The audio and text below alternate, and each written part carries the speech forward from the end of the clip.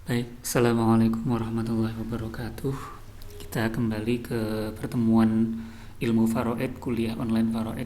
Dan juga bagi mahasiswa yang sedang menyimak video ini, mahasiswa Stainu Temanggung, eh, sebagaimana telah kita pelajari kemarin teorinya mengenai ilmu Faraid, sekarang kita akan lanjutkan ke praktiknya, di mana praktiknya ini nanti kita akan bagi menjadi beberapa video. Ini video yang kedua, jadi kemarin video yang pertama. Bagi yang belum, silahkan simak dulu untuk teorinya. Sekarang kita akan masuk ke praktik yang pertama, di mana di praktik yang pertama ini nanti kita akan membuat bagan struktur keluarga. Karena dari bagan ini nanti kita akan mampu untuk mengetahui ahli waris tanpa harus terlalu banyak menghafal. Sebelumnya, mari kita doakan dulu, kita berdoa bersama. Semoga para pengarang kitab yang kita pakai, para pengarang buku, orang-orang yang menjadi guru kita, orang-orang yang mengajari saya, dari semua hal yang kaitannya dengan ilmu ini, nanti semua mendapatkan barokah dari apa yang kita pelajari hari ini. Al-Fatihah. A'udzubillahi minasyaitonirrajim. Bismillahirrahmanirrahim. Alhamdulillahirabbil alamin arrahmanirrahim maliki yaumiddin. Iyyaka na'budu wa iyyaka nasta'in ihdinas siratal mustaqim siratal ladzina an'amta 'alaihim. Baik, kita mulai. Ini untuk bagan keluarga ini. Nanti bagi Anda silahkan siapkan satu lembar kertas kosong. Kita akan membuat semacam mind map atau peta konsep. Dari peta konsep itu nanti kita akan lanjut ke apa namanya? Dari peta konsep nanti kita akan membuat struktur keluarga. Yang pertama, pengantarnya dulu. Untuk bagan keluarga ini nanti diharapkan dengan membuat sebuah peta konsep itu, mahasiswa ataupun siapapun kita ketika ingin menghafalkan ahli waris itu tidak perlu banyak menghafal, karena sudah diwakili oleh sebuah gambar. Karena ketika seseorang mampu untuk menggambar ahli waris, maka otomatis dia sudah mampu untuk menghafalnya. Oke, nanti total dari ahli waris kita itu ada 25 ahli waris, termasuk mu'tik-mu'tikoh yang kita bahas kemarin, dan juga istri suami, dimana ketika istri suami kita pilih satu, mu'tik-mu'tikoh kita pilih satu, otomatis nanti totalnya akan ada 23 ahli waris. Oke, sekarang kita masuk ke bagaimana cara untuk membuatnya. Silahkan siapkan selembar kertas dan satu buah pena untuk bareng-bareng kita mengkonsep mulai dari si mayit sampai ke anggota keluarga. Oke, inilah nanti bagannya nanti seperti ini. Saya sudah membuat kotak-kotaknya, harapannya biar nanti lebih mudah, tidak terlalu lama Anda menunggu saya nulis. Kita mulai dari yang pertama, dari yang paling tengah. Yang paling tengah tentu saja ini adalah si mayit, ya. Jadi tengah ini adalah mayit. Mayit itu nama lainnya adalah, sebentar,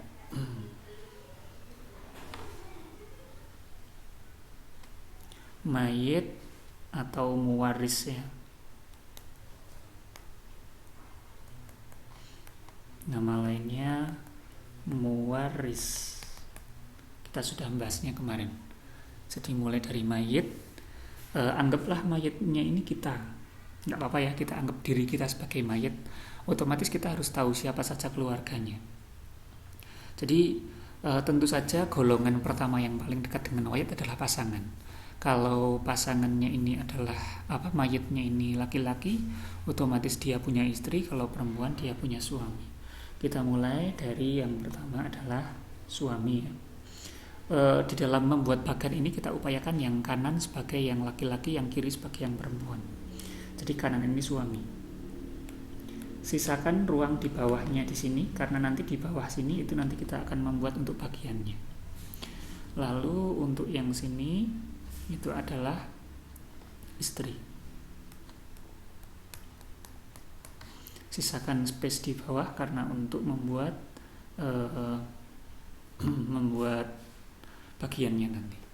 Jadi yang pertama dari sisi pasangan itu ada suami dan istri. Kita ke bawah dulu.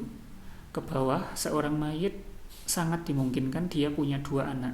Artinya 2 kemungkinan anaknya. Kita kasih tanda panah. Oke. anak ini kemungkinan bisa anak laki-laki, bisa anak perempuan.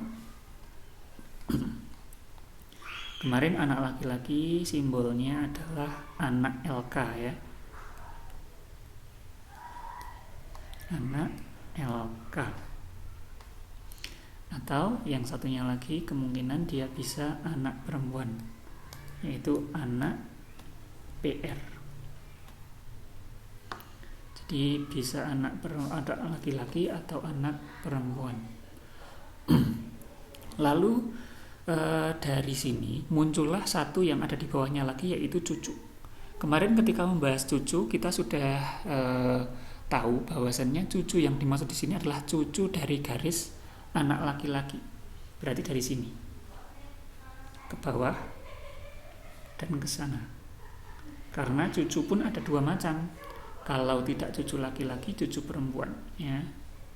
Ini cucu laki-laki, cucu LK, dan juga cucu perempuan, cucu PR.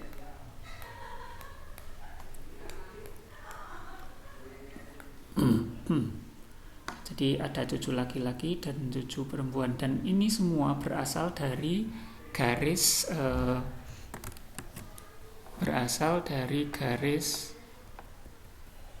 maaf menghilang.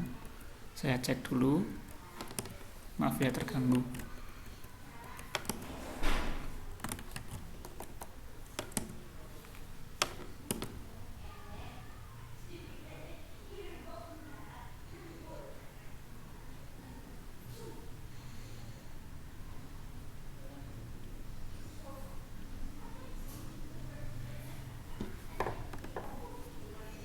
Sepertinya USB-nya tadi terlepas, mohon maaf.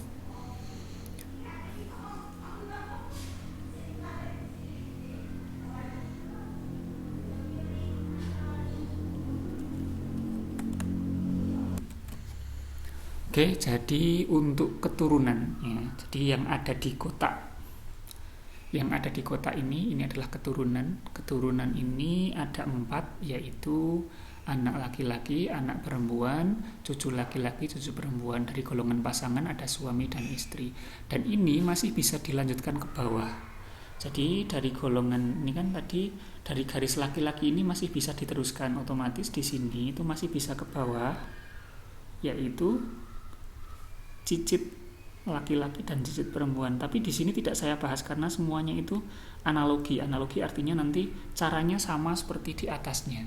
Jadi tidak perlu saya bahas untuk yang cicit laki-laki, cicit perempuan, nanti di bawahnya cicit ada canggah gitu ya, nggak perlu saya bahas nanti karena terlalu banyak, nanti terlalu pusing. Jadi intinya dari golongan keturunan itu ada 4 macam, dari golongan pasangan ada 2. Sekarang kita ke atas otomatis ini adalah dari golongan usul. Usul ini berarti dia dari orang tua ya. Jadi kalau yang bawah itu adalah keturunan, yang atas adalah orang tuanya. Jadi dari si mayat ini dia pasti dihasilkan merupakan buah hasil dari seorang ayah dan seorang ibu. Jadi ayah dan ibu ini melahirkan mayat. Yang kanan ini ayah, terus yang kiri ibu. Ya, ada ayah dan ada ibu. Lalu ayah ini dia juga dihasilkan oleh 2 orang juga, yang kita kenal sebagai kakek dan nenek. Ya. Jadi di atasnya ayah ini, di ayah ini dia adalah anak dari kakek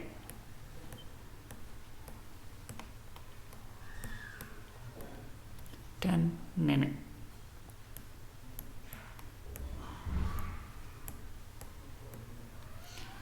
Kalau gambarnya seperti ini berarti jelas sekali bahwasannya kakek dan nenek di sini adalah orang tua dari ayah, bukan orang tua dari ibu. Karena apa? Karena orang tua dari ibu itu yang masuk di dalam ahli waris itu hanya neneknya saja. Berarti hanya ibu dari ibu yang nanti boleh mendapatkan harta waris. Nah ini juga nenek. tulisannya kemarin kita sepakati simbolnya nenek dari ibu. Dari ibu. Ya. Yang ini nenek dari ayah ya. Ini kurang dari ayah. Karena memang nenek ada dua. Artinya yang satu adalah nenek dari garis keturunan ayah, yang satu nenek dari garis keturunan ibu. Jadi terlihat di sini untuk pohon keluarga dari golongan pasangan ada 2, dari golongan keturunan atau furu ada 4, dari golongan usul atau orang tua itu ada 5. Dan seperti halnya tadi juga, ini untuk usul ini masih bisa dilanjutkan terus ke atas. Artinya dari kakek ini analoginya seperti ayah tadi. Nanti akan ada 2 orang yang melahirkan kakek, yaitu Mbah Buyut ya. Ada 2 orang yang akan melahirkan kakek Mbah Buyut, lalu 1 orang yang melahirkan nenek. Jadi analoginya persis seperti tadi ketika ayah dan ibu.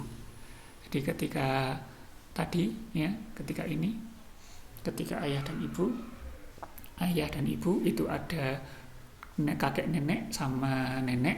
Begitu pula untuk ini, ada kakek nenek, berarti nanti ada 2 orang, Mbah Buyut putra, Mbah Buyut kakung, Mbah Buyut putri.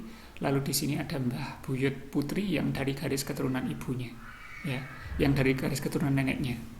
Untuk nenek yang dari garis keturunan ibu pun, ini pun keturunannya yang nanti Mbah Buyut yang diambil pun hanya 1, yaitu neneknya saja, ya. Tapi untuk yang atas-atas ini tidak perlu kita bahas, nanti terlalu banyak. Jadi kita cukupkan hanya 5 saja. Jadi untuk yang garis merah ini, yang ada di garis merah ini adalah usul atau orang tua, yang di garis biru ini adalah keturunan. Sekarang kita ke yang di dalam garis kuning. Di dalam garis kuning ini disebut sebagai hawashi kemarin ya. Hawashi atau pinggiran atau yang di samping. Yang di samping tentu saja yang paling dekat itu adalah saudara-saudara si mayit, kakak atau adik si mayit, baik laki-laki maupun perempuan. Kita mulai dari yang pertama adalah yang kandung dulu. Jadi ada saudara kandung ya. Simbolnya saudara KDG atau saudara kandung. Yang perempuan saudari I kandung. Ya, ada saudara kandung sama saudari kandung. Yang lebih jauh itu ada saudara seayah, simbolnya SAY, sama saudari seayah yang perempuan. Di saudara seayah dan saudari seayah. Kemarin kita udah paham ya, yang namanya kandung itu artinya bapak ibunya sama, seayah artinya ayahnya yang sama, ibunya yang beda. Lalu dari saudara kandung ini nanti akan punya anak. Dari saudara kandung ini nanti akan punya anak atau yang kita kenal sebagai keponakan. Dan seperti halnya tadi, dari saudara kandung ini yang diambil hanya anak laki-lakinya ya. Jadi anak laki-laki atau keponakan laki-laki. Dan ini pun yang diambil itu hanya dari yang saudara kandung, bukan dari saudari. Artinya hanya dari saudara yang laki-laki saja. SDRA. Ini artinya kan saudara, berarti laki-laki ya. Kalau perempuan saudari. Ini melahirkan anak. Dan anaknya pun anak laki-laki ya. Anak laki-laki saudara kandung. Begitu pula yang sebelah kanan ini.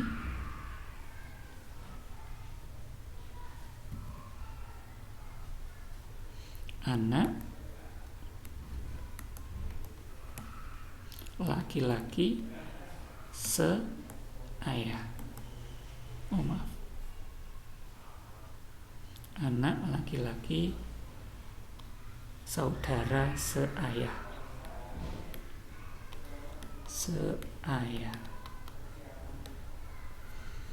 Jadi memang kita harus simbolkan seperti ini agar nanti tidak terlalu panjang tulisannya. Itu lalu kita naik, itu ada saudara dari ayah. Saudara dari ayah itu paman, Pak Lik atau Pak D ya, kakak atau adik. Kakak atau adik dari ayah. Di sini kita sebutnya paman gitu aja. Walaupun paman itu biasanya untuk yang lebih muda, tapi di sini paman yang dimaksud adalah baik kakaknya ayah maupun adiknya ayah. Ini pun ada dua di sini, yaitu paman kandung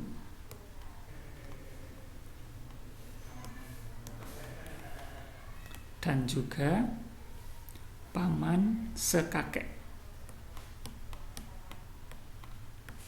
Sekakek simbolnya. Jadi ada paman kandung sama paman sekakek. Paman kandung adalah paman saudara. Saudara kita kasih titik-titik gini boleh, karena ini menandakan dia dari ayah. Kalau ini menandakan dia dari si mayit ya. Kalau ini saudara berarti saudaranya si mayit gitu aja. Intinya paman ini dia adalah dari ayah, bukan dari ibu.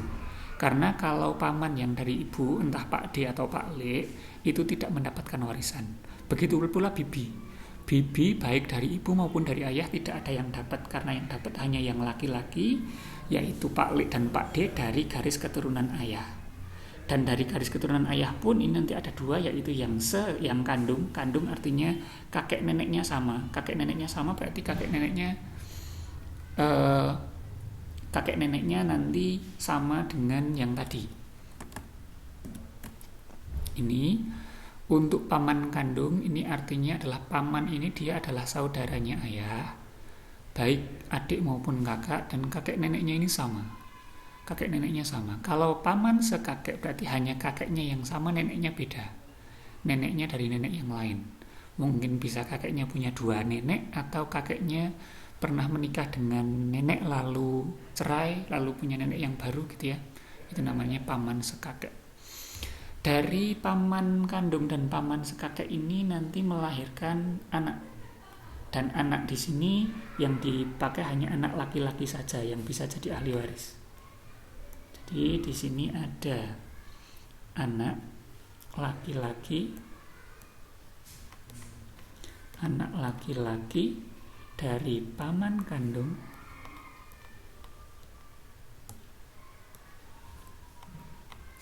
dan satu lagi anak laki-laki dari paman sekakek. Ya. Jadi sama seperti tadi, yang diambil hanya anak laki-lakinya saja, bukan anak perempuannya. Itu untuk Hawashi yang sebelah kanan. Ya. Nah, Hawashi yang sebelah kiri ini apa? Yang sebelah kiri ini berarti yang dari ibu. Tapi ini saudara, karena ini setara dengan si mayit, berarti ini adalah saudara. Artinya kakak atau adiknya si mayit, baik laki-laki maupun perempuan, yang seibu itu artinya ibunya sama tapi bapaknya beda ya. Berarti ini tulisannya adalah saudara atau saudari seibu. Ini ya, simbolnya seperti inilah.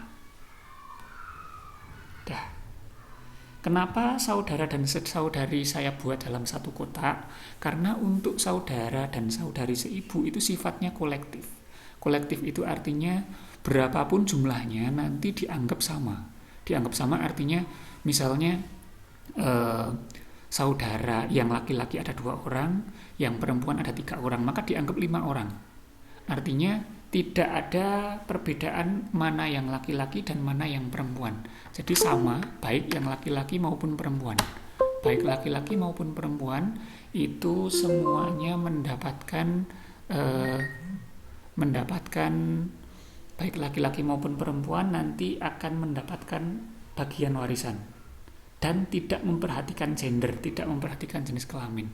Berbeda dengan yang ini, yang saudara untuk yang kandung dan juga ayah, kalau kandung dan seayah ini kan dipisah antara laki-laki perempuan. Kalau untuk yang seibu itu digabung.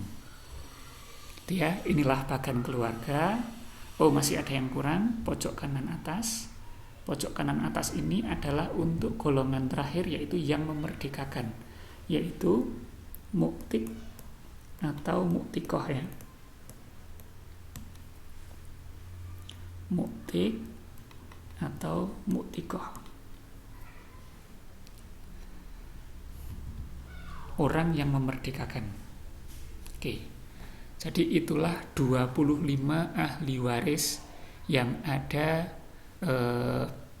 yang bisa memperoleh warisan. Bisa kita hitung 2 tambah 5 7 tambah 4 11 11 12 13 13 ditambah 10 23 24 25. Kalau muktikoh dianggap 2 orang maka 25. Intinya di sini ada 25 orang ahli waris yang bisa menerima warisan dari si mayit, di mana dari 25 ahli waris ini nanti masing-masing akan ada bagiannya sendiri-sendiri.